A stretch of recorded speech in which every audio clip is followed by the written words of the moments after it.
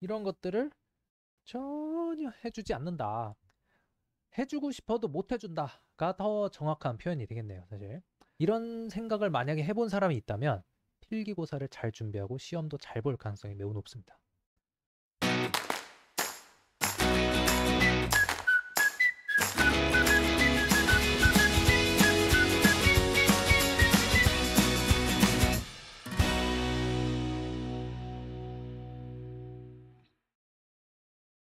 안녕하세요, 홍성찬입니다.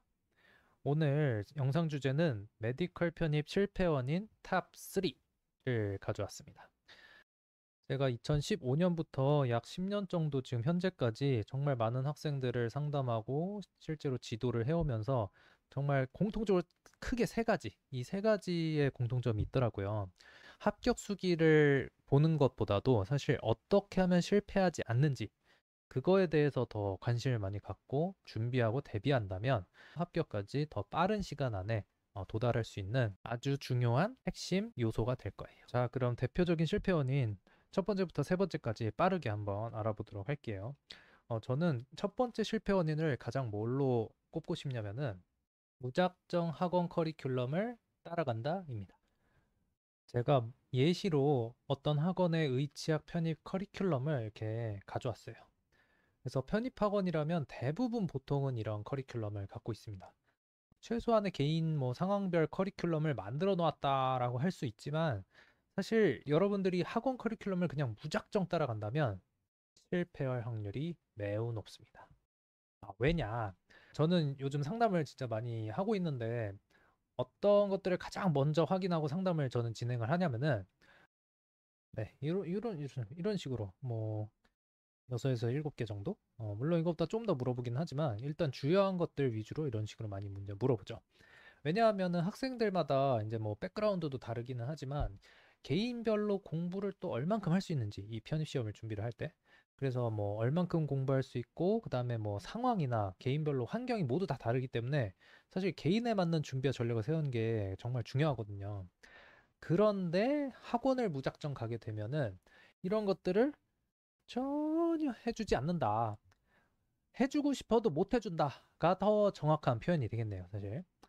이런 거를 하려면요, 이런 개인별 상황에 맞는 전략을 세워주려면 어떤 사람이 할 수 있냐면 첫 번째로 실제로 입시를 경험해 본 사람이거나 두 번째가 더 중요한데 어떤 사람이냐면 A부터 Z까지 합격을 위해서 어떤 학생을 처음부터 끝까지 지도를 해서 합격까지 만들어낸 경험이 있는 경우에만 가능합니다.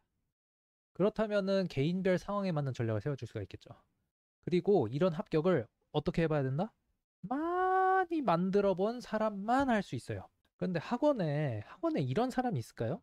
학원엔 없습니다. 왜냐하면 일단 잘 생각해봐요. 학원은 기업이에요. 회사하고 기업이잖아요. 그래서 어떻게 돼 있냐면은 분업화가 돼 있어. 분업화.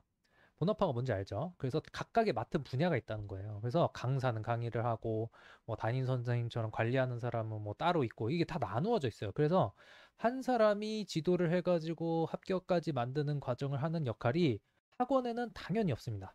그래서 학원에 가서 상담을 받아본 사람도 있겠죠. 지금 영상을 보시는 분들 중에. 그래서 학원에 가서 상담을 받아보면 배치 상담 같은 거 해주잖아요. 아니면 학원 강의를 듣기 전에 어디까지 지금 내 갖고 있는 스펙이나 백그라운드로 어떤 학교들 합격할 수 있는지 이제 그런 거를 이제 상담해주는 담당자가 있잖아요.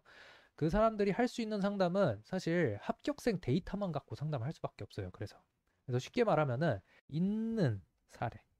그러니까 이미 발생한 사례죠. 그 전년도까지 이제까지 있었던 그 사례를 통해서만 상담을 해줄 수밖에 없어서 상담해주는 그 합격생 데이터가 내가 동일한 상황이 아니면은 나에게 맞지 않는 경우가 거의 대부분입니다. 나와 똑같은 백그라운드와 경험을 갖고 있는 사람이 흔하겠어요?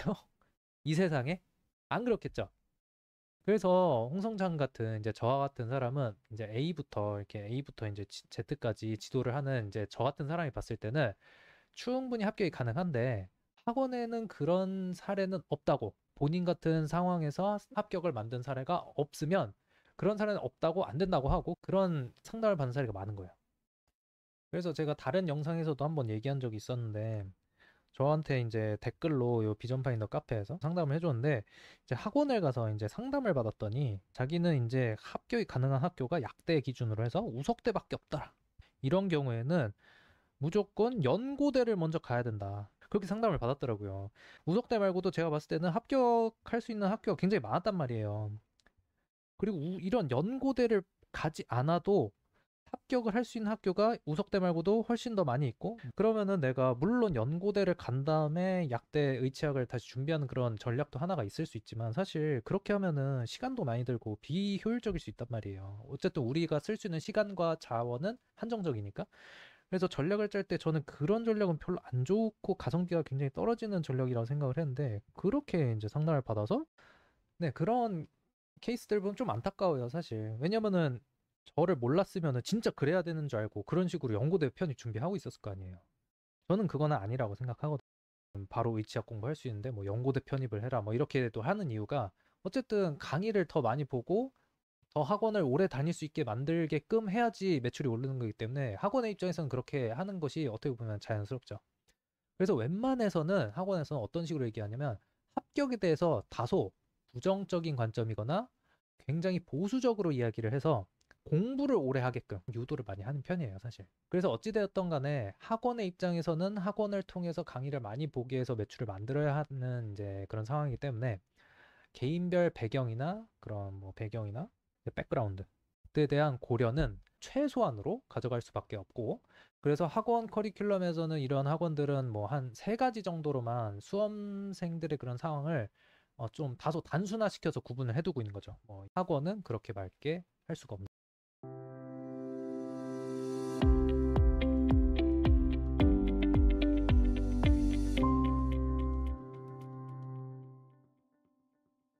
사설이 조금 길었는데 이제 여기 학원 커리큘럼을 이제 한번 봐볼까요? 그래서 여러분들 이런 의문점을 혹시 가져본 사람이 있으세요? 그러니까 학원은 항상 커리큘럼이 좀 똑같을까?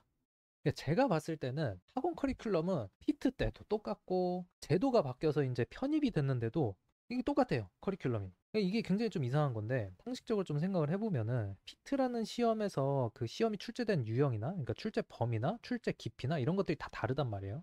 그런데 편입으로 이제 넘어왔으니까 사실 공부를 어떤 식으로 해야 되는지 그 방법이 굉장히 달라지거든요. 이제 커리큘럼은 동일해. 사실 이렇게 크게 맥락으로 보면 이게 문제풀이고 이게 이론이잖아요.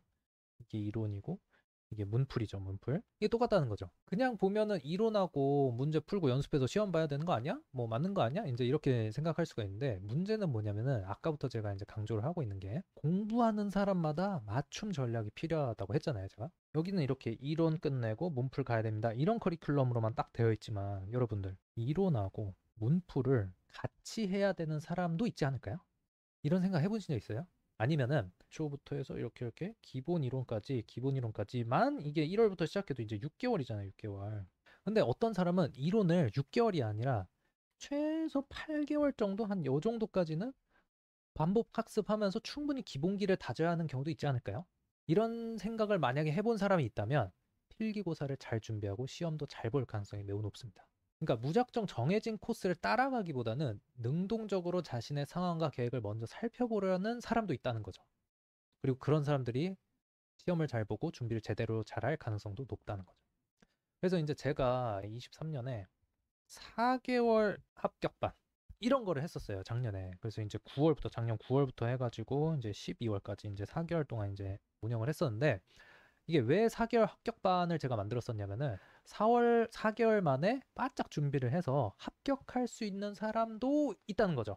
그래서 컨설팅을 시작하기 전에 학생의 그런 백그라운드와 개인별 상황을 먼저 이제 제가 다 분석을 했을 때는, 어떤 기준을 제가 갖고 있었냐면, MDP 시험 경험이 일단 있거나, 그리고 MDP 시험에서 과목별로 그래도 100분위가 70% 이상 정도 이제 되었던 사람이라면 충분히 4개월 만에 바짝 준비를 해도 합격을 한번 만들어 볼 수 있겠다. 저는 그런 그 판단 기준을 갖고 있었어요. 왜냐하면 오랫동안 이제 컨설팅하고 합격생들 많이 이제 배출하면서, 보통 이렇게 이 정도 되면은 충분히 이런 식으로 지도하면 할 수 있겠다. 이제 저만의 그런 기준이 있었던 거죠. 뿐이가 그 피트 시험 당시로 과목별로 한 70% 정도 이제 이상 나온다면 그래도 기본기는 있다는 거거든요. 그러니까 기본기가 있기 때문에 9월부터, 그래서 이론 따로 문풀 따로 하는 게 아니라 이론 문풀을 같이 해가지고 이론 복습하면서 문제를 편입에 맞게 열심히 준비하면은 합격을 한번 만들어 볼 수도 있겠다. 그래서 실제로 어떻게 됐냐면은, 제가 15명을 이제 했고, 작년에 7명이 이제 의치학 플러스 이제 연고까지 다 합쳐가지고 총 7명을 합격을 했고, 이제 제가 개인적으로 이제 봐준 학생들이 2명이 더 있었는데 그 학생들까지 이제 합격한 거를 포함하면은 총 이제 9명 작년에. 그래서 여기 이제 9명 합격자수 이제 이렇게 이제 제가 써는 거죠. 이게 가능한 학생도 있다는 거죠. 뭐 여러분들의 그런 상황에 맞게 전략을 세운다면은 내가 이렇게도 충분히 할 수 있는 거예요. 근데 어떤 학생은 노베이스여가지고 기본부터 차근차근 해야 되는 경우도 있어요. 안 그러면 어떻게 되냐면 실력이 쌓이다가 또 초기화 되고 쌓이다가 또 까먹고 잊어버리고 이렇게 이 과정이 계속 반복이 되면서 공부는 오래 하는데 성적이 안 올라. 이게 성적 향상으로 이어지지가 않는 거예요. 그러니까 어떻게 돼? 성적이 안 오르니까. 공부는 오래 하는데 성적이 안 올라. 이런 케이스들 뭐라고 불러요, 우리가? N수생이라고 하는 거죠. 그러니까 실제로 공부는 오래 했는데 내가 머릿속에 남아있는 게 없는 거예요. 그런 학생들이 진짜 많아요. 올바른 방법으로 내가 능동적으로 공부하고 있는 학생이 그만큼 적다는 거죠, 사실상. 그럼 어떻게 해야 되느냐?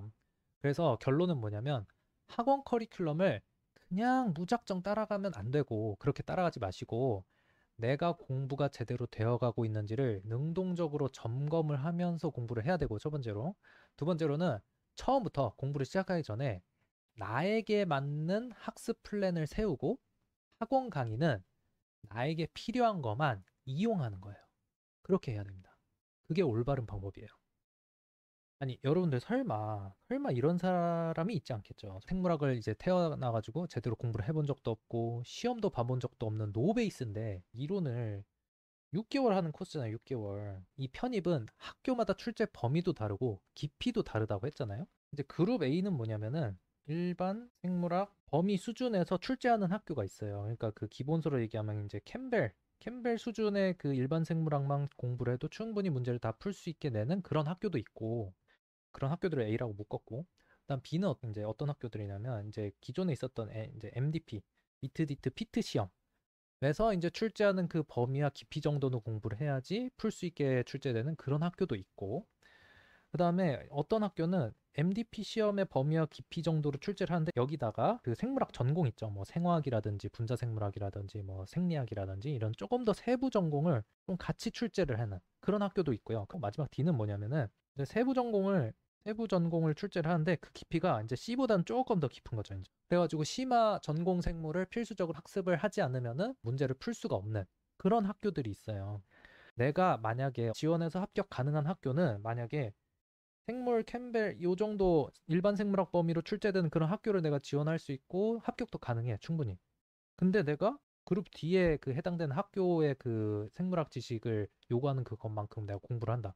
얼마나 비효율적이겠어요. 그러니까 여러분들이 그냥 단순하게 이런 6개월 딱 코스로 해가지고 내가 이론을 공부하면은 이론을 다 알 수 있겠지라고 생각하면 안 되는 게 그룹 A에 해당되는 학교들의 경우에는 실제로 이런 이론 6개월 코스 이렇게 들어가지고 충분히 커버를 할 수도 있을 수도 있어요.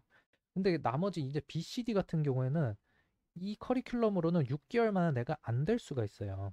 그리고 이 개인마다 그 백그라운드가 다 다르기 때문에 처음부터 생물을 공부해야 되는 사람이면 기본을 쌓는 것이 굉장히 중요하거든요. 그것부터 차근차근 가려면 실제로 8개월도 걸릴 수도 있고 진짜 1년이 걸릴 수도 있어요.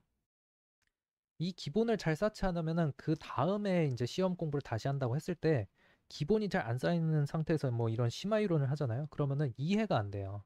그래가지고 기본 다음에 심화를 통해서 내가 이해도를 차근차근 쌓아 나가야 되는데 그런 단계를 이제 무시하게 되는 거죠. 그러니까 실력이 안 늘죠. 그러니까 공부는 오래 하지만 성적이 안 오르는 케이스가 딱 그런 케이스입니다. 나의 위치를 아는 것이 굉장히 중요하다. 공부를 할 때는. 그래서 나의 위치를 먼저 알고 그거를 먼저 내가 받아들이고 인정할 수 있을 때 그 다음에 앞으로 어떻게 해야 될지 이제 우리가 전략을 세울 수 있는 거잖아요.